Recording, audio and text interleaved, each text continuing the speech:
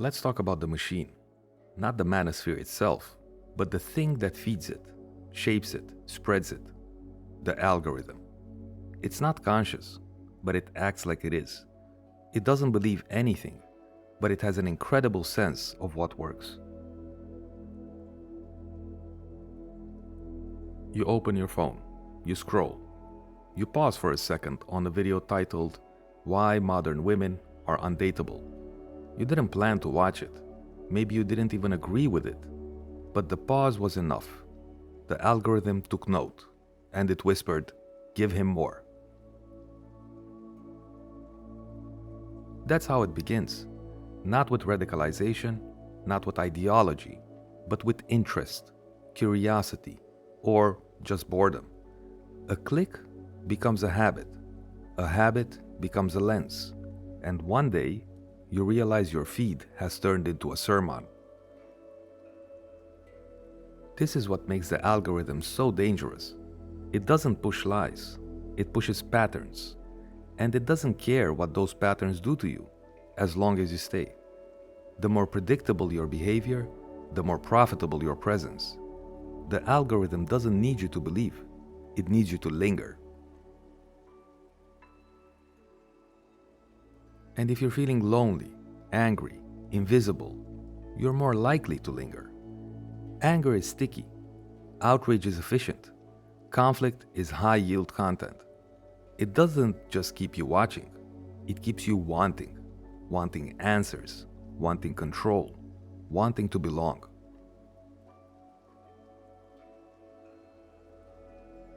In the age of the algorithm, truth doesn't trend, emotion does.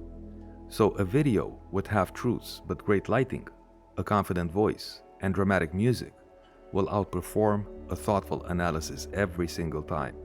Not because it's better, but because it's easier to digest. And this matters, because the Manosphere has mastered the medium. Its messengers understand tempo. They know how to cut, caption, dramatize. They offer certainty in under 60 seconds, confidence in high definition. They don't invite reflection. They offer answers, delivered like gospel. This is where the cult comparison becomes less metaphor and more mechanism. Not because people are hypnotized, but because they're conditioned. Not all at once, but drip by drip. And the algorithm is the perfect cult leader. Invisible, ubiquitous, always learning, always watching. Cult leaders isolate you from dissent. So does the algorithm. It builds a room where only one kind of voice echoes, one kind of masculinity, one kind of frustration, one kind of enemy. And if you stumble into a different voice, one that challenges the script, you scroll past it. It doesn't feel right anymore. That's not coincidence. That's training. The more you feed the algorithm, the more it feeds you. Not for your growth, but for your retention. And when dissent doesn't feel familiar, you start calling it weak, woke, blue-pilled, instead of asking what it might be revealing. There's no grand conspiracy here, just a very old logic applied through very new tools. If it provokes, it performs.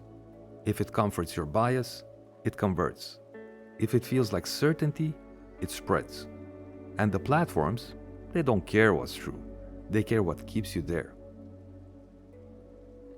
Let's look at the numbers. The biggest Manosphere accounts rake in millions of views. Many monetize through ad revenue, merch, and paid communities. They promise to wake men up, but they rely on you staying addicted to the outrage, to the grind, and to the content. The cure is also the drug. And here's what makes it hard to walk away. The algorithm builds you a world, a perfectly curated little room where your fears are validated and your enemies are always just out of frame. It feels like independence, but it's dependency dressed in masculine aesthetics. You're not unplugged, you're hooked. And if you try to leave, to challenge the content, to slow your scroll, to think your own thoughts, the algorithm notices. It starts to adjust. It tries to win you back. A new video, a stronger headline, a new voice, just familiar enough to feel safe. It whispers, "Don't go, there's more to see." So pause here. Ask yourself, when did your feed become a mirror? When did you stop choosing what you watch and start being chosen by what you've already seen? Because if the algorithm is the cult leader, the only way out isn't to fight it, it's to stop feeding it.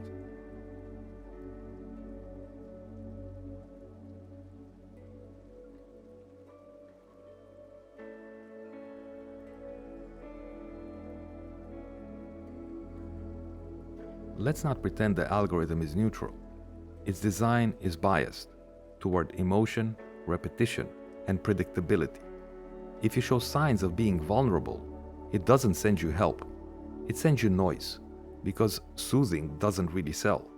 Escalation does. That's not a glitch. It's the business model. And what does that mean for masculinity? It means the most visible versions of manhood online are the ones that provoke, polarize, and posture. Not the quiet strength, not the patient mentor, not the reflective father or the humble friend. Those stories exist, but they don't trend, they don't scale, they don't hook. So your perception narrows. You start to believe the performance is the standard. Everyone looks confident. Everyone speaks with authority. Everyone seems to know exactly what to do with women, money, and time. And you feel behind, late, lacking. So you consume more, and compare more, and spiral more. Comparison isn't just the thief of joy, it's the fuel of the feed. You're shown what you're missing, so you'll keep chasing it. And in the Manosphere, that chase becomes identity. Level up, grind harder, be ruthless, get respect. If you ever stop to breathe, you lose your edge. There's a name for this. It's called manufactured scarcity. The idea that there's not enough love, success, or status to go around. So you have to fight other men for it, compete, dominate, out-alpha. The algorithm loves this mindset because insecure people stay plugged in. Secure people log off. And what about women? The algorithm doesn't just flatten men, it flattens women too, turns them into tropes, tests, threats. It's not about relating anymore, it's about decoding, outwitting, winning. Connection becomes a game, and the prize is obedience. You see this in the comments, the constant measuring. She's a 6, high body count, wife material. It's not just about judgment, it's about power, reducing people into roles you can control. Because if you can control them, you don't have to feel uncertain around them. The algorithm didn't invent this power dynamic, but it industrialized it, mass-produced it, wrapped it in slow-motion edits and soundbites, made it look aspirational. Suddenly, misogyny isn't crude, it's cinematic, and the more aesthetically it's delivered, the harder it is to question. So what does it take to break free? First, awareness. Not paranoia, just presence. Start noticing your patterns, the videos you click without thinking, the headlines that always pull you in, the moods that make you more susceptible. Your behavior is the code, and the code is being rewritten with every tap. Then, curate your input, not by running away, but by choosing differently. Follow the quiet voices, the slow thinkers, the unpolished truth tellers, not the men who shout, but the ones who pause before they speak. Seek discomfort, the kind that expands, not exploits. And finally, Log off sometimes, not out of fear, but out of respect for your own mind. You were not designed to be this stimulated, this angry, this activated all the time. Give your nervous system a break. Give your brain silence. Give your identity room to breathe outside of loops. Because the algorithm will not stop. It doesn't fatigue, it doesn't forget, it doesn't care. But you do. You feel the weight. You sense the distortion. You know deep down when something isn't serving you.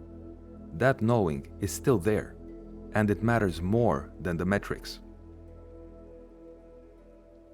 There's a different kind of strength, the kind that resists manipulation, that steps outside the frame, that says, I won't perform masculinity for your profit. You don't have to rage to be free. You don't have to dominate to be whole. You just have to choose and keep choosing yourself.